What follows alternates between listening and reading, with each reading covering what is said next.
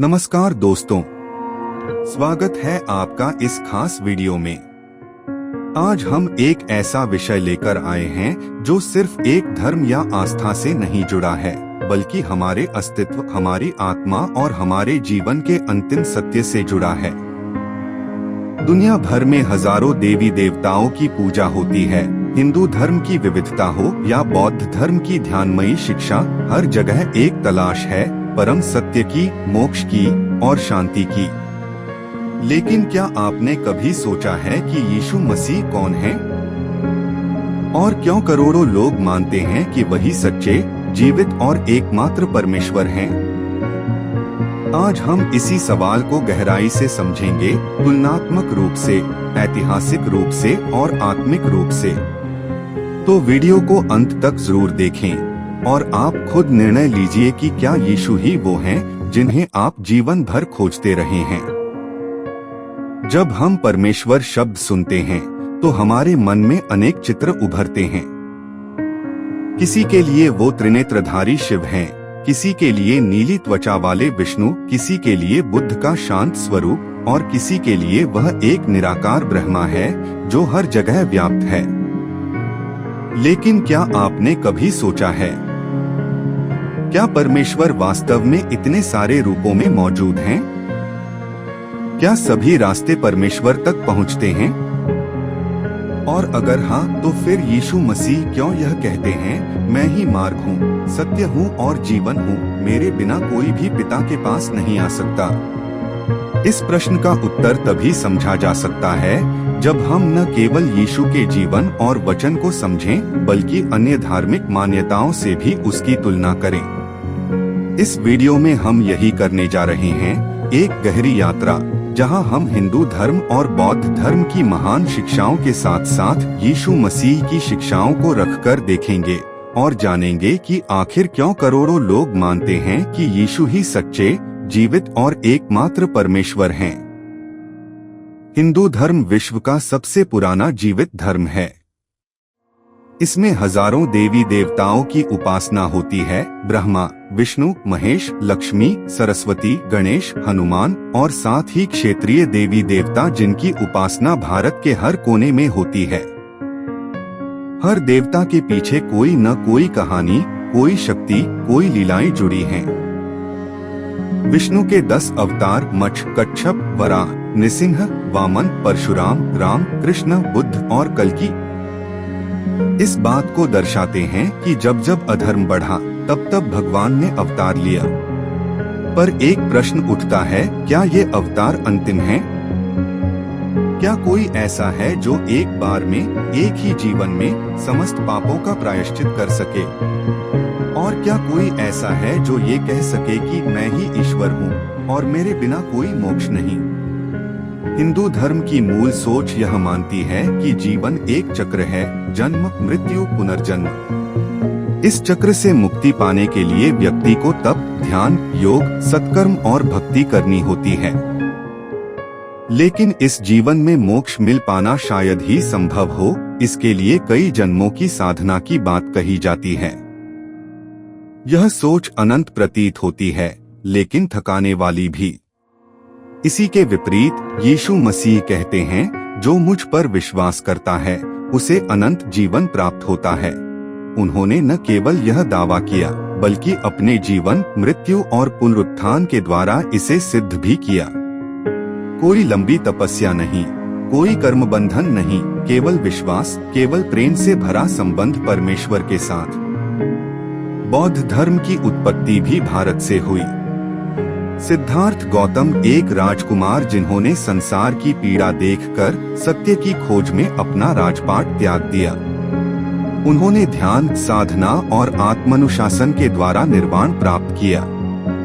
लेकिन बौद्ध धर्म की एक विशेष बात यह है कि इसमें न तो परमेश्वर की कोई पूजा है, न आत्मा को स्थायी माना जाता है। सब कुछ परिवर्तनशील है और अंतिम लक्ष्य है इस जीवन चक्र से बाहर निकलना। बुद्ध ने सिखाया कि दुख का कारण हमारी इच्छाएं हैं, और उनसे मुक्ति पाने के लिए अष्टांगिक मार्ग अपनाना होगा। सही दृष्टि, सही संकल्प, सही वाणी, सही कर्म, सही आजीविका, सही प्रयास, सही स्मृति और सही समाधि। यह एक गहरी और संतुलित जीवन शैली की ओर इंगित करता है, लेकिन इसमें कोई ऐसा नहीं है जो कहे मैं तुम्हारा मार्ग हूँ, मैं तुम्हें बचाऊंगा। पूरी व्यवस्था आत्मनिर्भर है और यही इसकी सीमा है, क्योंकि हर मनुष्य कभी न कभी कमजोर होता है, टूटता है, और तब उसे केवल ध्यान नहीं बल्कि एक सहारा, एक उद्धारकर्ता की आवश्यकता होती है। अब आइए जानते हैं यीशु के बारे में। मसीही विश्वास के अनुसार यीशु केवल एक महापुरुष नहीं थे, वे स्वयं परमेश्वर थे जो मनुष्य बनकर पृथ्वी पर आए। उन्होंने जन्म लिया एक कुंवारी स्त्री मरियम से, पले बढ़े एक साधारण बढ़ी के घर, लेकिन उनके जीवन में असाधारण सामर्थ्य थी। उन्होंने अंधों को दृष्टि दी, कोढ़ियों को शुद्ध किया, मरे हुओं को जिलाया, तूफानों को शांत किया और सबसे अनोखी बात, उन्होंने पाप क्षमा किया।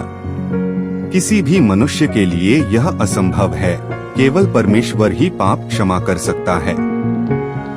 लेकिन उनके जीवन का चरम उस समय आया जब उन्होंने क्रूस पर अपने प्राण दिए। मसीही विश्वास कहता है कि यह बलिदान केवल एक व्यक्ति की मृत्यु नहीं थी, यह समस्त मानवता के पापों का दंड था, जिसे यीशु ने स्वयं अपने ऊपर ले लिया। और फिर तीसरे दिन वे मृतकों में से जी उठे। यह केवल एक आध्यात्मिक सत्य नहीं, ऐतिहासिक घटना है जिसे सैकड़ों लोगों ने देखा। यीशु ने कभी किसी धर्म की स्थापना नहीं की, उन्होंने केवल सत्य को प्रकट किया। उन्होंने यह नहीं कहा कि यह करो और वह पाओ, उन्होंने कहा आओ मेरे पास। उन्होंने धार्मिक बोझ नहीं डाला बल्कि अपने प्रेम से मुक्ति दी। अब जब हम तीनों विचारधाराओं को एक साथ रखें, हिंदू धर्म की अनेकता, बौद्ध धर्म की निराकारता और यीशु की स्पष्टता, तो एक बात स्पष्ट होती है, यीशु न केवल सच्चे मार्ग की बात करते हैं, वे स्वयं ही मार्ग हैं। उनके जीवन में न अस्पष्टता है, न शर्तें, केवल प्रेम, क्षमा और उद्धार का आमंत्रण।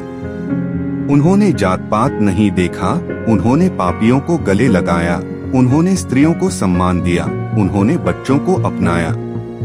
उन्होंने धर्म के नाम पर चल रही पाखंडिता का विरोध किया और क्रूस पर अपने शत्रुओं के लिए भी प्रार्थना की।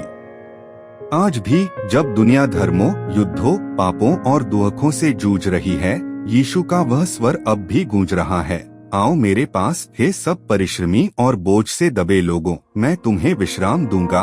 यह केवल ज्ञान का विषय नहीं, यह एक व्यक्तिगत आमंत्रण है।